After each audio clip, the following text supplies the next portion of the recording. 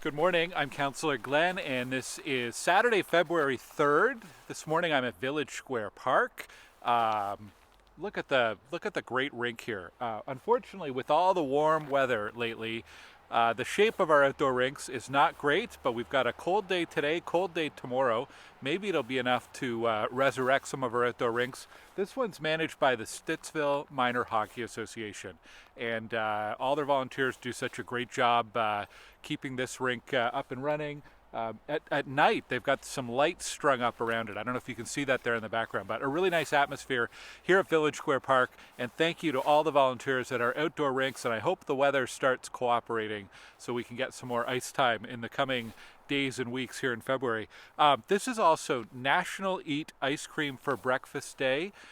I don't know if that's an actual sanctioned day by any government or if it's just a clever marketing ploy, but maybe it doesn't matter. National Eat Ice Cream for Breakfast Day. And this morning here at Village Square Park from 9 a.m. to 11 a.m., actually just next door at the barn that's just east of the park, Holmespun Ice Cream will be here with their ice cream truck and celebrating a very, very important occasion.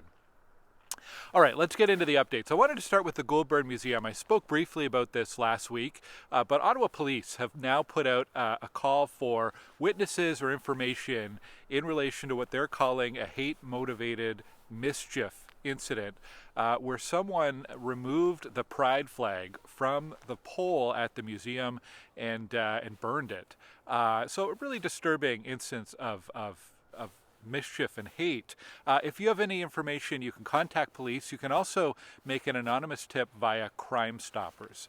And if you know anything, have any information, really encourage you to do that. And I'm glad to hear that the museum plans on raising that flag again as soon as they can get the flagpole repaired. And yeah, so we're thinking about you at the Goulbourn Museum. Also thinking about everybody affected by this. It's a pretty disturbing act of mischief. I'm not sure mischief fully captures it. So, all right, moving on. Volunteer Awards, the Stittsville Volunteer Awards, we give them out every spring. We just opened this week a call for nominations in the 6 categories, including the Roger Griffiths Memorial Citizen of the Year. You can find more information on my website. The shortcut to get there is glengower.ca/volunteer, and there's an online form you can use to submit your nomination. So if you know someone who helps out in the community as a volunteer, we'd like to hear from you.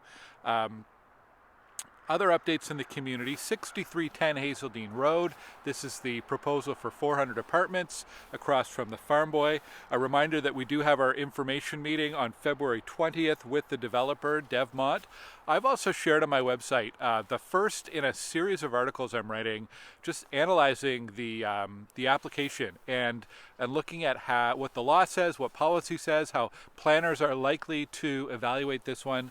The first installment is up on my website, glengower.ca, and it dives into how are they even allowed to ask for a zoning bylaw amendment that would increase the height limit from 5 meters to 77 meters. So breaking down what the current zoning says, what the official plan says, and the big gap in between there. So if you're interested in that development or development in general, please read that, and we'll have another installment up probably on Sunday or Monday. And I just wanted to say, because we've had a lot of feedback and so on, when you hear from politicians at other levels of government, provincial, federally, whether it's the premier or the prime minister or the leader of the opposition or the housing ministers, province or feds, when they talk about things like cities need to eliminate red tape, cities need to build more housing and build it faster, cities need to build housing or they will lose out on infrastructure money.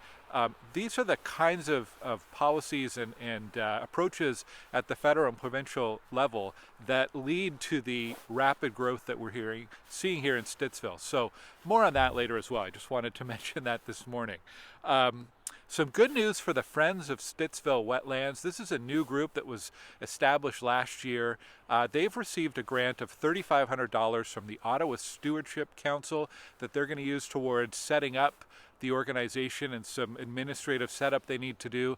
Their mission, of course, is to protect the natural areas, including the wetlands that are west of Stittsville, to make sure they're protected in perpetuity against new developments. So good stuff. We had a check presentation over by Pool Creek the other day, and congratulations to Janet and Steve from the Friends of the Wetland for all the work that you're doing, and thanks to another Janet from the Ottawa Stewardship Council for helping to coordinate that grant. That's great. On Thursday morning, I was at the Carp Road Corridor Business Association annual general meeting. Not a group I've talked a lot about here because it's relatively new to Stittsville. When they redrew the boundaries of Stittsville about a year and a half ago, we became part of the Carp Road Corridor. They're a massive business area that stretches from Stittsville all the way up, almost all the way to Carp, along Carp Road. There are about 400 businesses that are established there, and all sorts of businesses. One of the examples we had at the meeting, there's a one-person shop called Serenity Stumps and Cutting Boards that does some homemade, not homemade, but artisan-type fabrications. So that's on one hand, on the small hand. On the other hand, you have big organizations. One of them is Oz Optics over on Westbrook, and they have over 200, I think close to 250 employees, including some quantum physicists on staff. So quite a range of businesses, a lot of construction and contracting and so on as well, but really important and foundational to our local economy, not just in the West End, but across Ottawa. So more to come with that group, I'm sure. We had some important updates in the last few weeks from the Ottawa School Board about the new Stittsville Public High School. They have named a new principal, Principal Krista Hudson. So welcome to Stittsville, Krista. And they're now saying construction will be finished this summer, in time for an opening of the school in September. Now I know last week they did some information sessions for parents, so if you missed that, you should probably go on to the Ottawa District School Board website for more information, or contact your local school that your kids go to, and I'm sure they can put you in touch with Principal Hudson there at the new school. So exciting things. We've been waiting a long time for a public high school in Stittsville, and it's finally on our doorstep. That's great. I've mentioned my website a few times. There's a couple other things I should highlight. There's information about this year's Paint It Up program. This is a grant program for murals. Murals on the sides of buildings in public areas. So maybe you have an idea for a mural along Stittsville Main Street to help beautify the street, or somewhere else in our community. So check that out for more information. And reminder that we have registration coming up over the next couple weeks for recreation programs and summer camps and aquatics and so on. So some dates coming up soon. So if you're interested in getting your kids enrolled in that, check out ottawa.ca or my website for more information. This week at City Hall, excuse me, I think I have 3 committees this week. One of them is Transit Commission that I chair, and a big topic is fare compliance. OC Transpo has relaunched their fare inspectors and a new pilot program where they get partnered with a special constable when they're going through the transit system. I've had a range of feedback on this. I wanted to say I think fare compliance and fare enforcement is really important. Paying your fare is kind of a fundamental unit of behavior and fairness on public transit. And it's kind of like the broken windows theory. You know, I think that was started in New York, where right away if there's an issue, if there's a graffiti or broken windows, you fix that right away, and it helps stem the tide of bigger crime. And I think it's the same thing with fares and OC Transpo. If you pay attention to fares and make sure everyone is paying, I think it's an important message to send about respect overall, about respecting operators, respecting your fellow passengers. If you're following the rules of paying your fares, I think you're more likely to follow rules like not leaving garbage behind on the bus if you're taking the bus. Just general respectful behavior in a very public and an open kind of environment there. So I think it's in summary, I do think it's very good that OC Transpo is approaching fare enforcement with some more attention and some more diligence. I think it's a good thing for public transit. And you know what, the revenue or the lost revenue, that is important, but I think it's secondary to promoting that sense of fairness and safety and respect on public transit.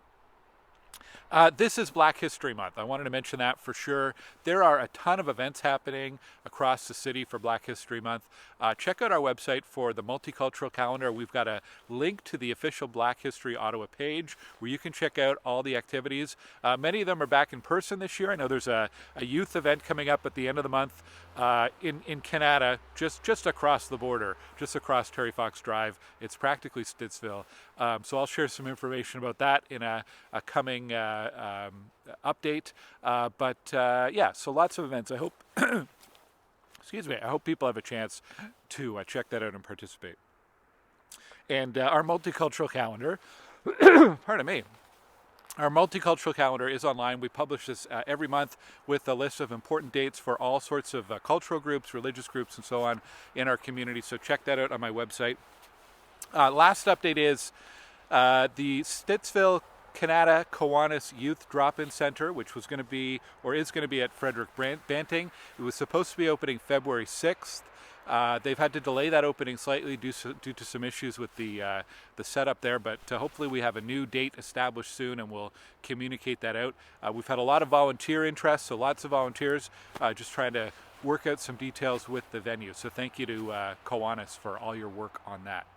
All right, I'm going to stop there. I hope you get a chance to get outside, get some physical activity outside, enjoy the fresh air. It's colder, but not unpleasantly cold, and hopefully we can get these outdoor rinks back up and running and in better shape soon so we can get some more skating in Rideau Canal. Hey, if you're looking for someplace to skate, Rideau Canal is closed, but there are some outdoor rinks that are open and in really good shape. There's the Rink of Dreams at City Hall, and there's the rink at Ben Franklin Place in Nepean and Centrepoint, and there's the rink at Lansdowne Park.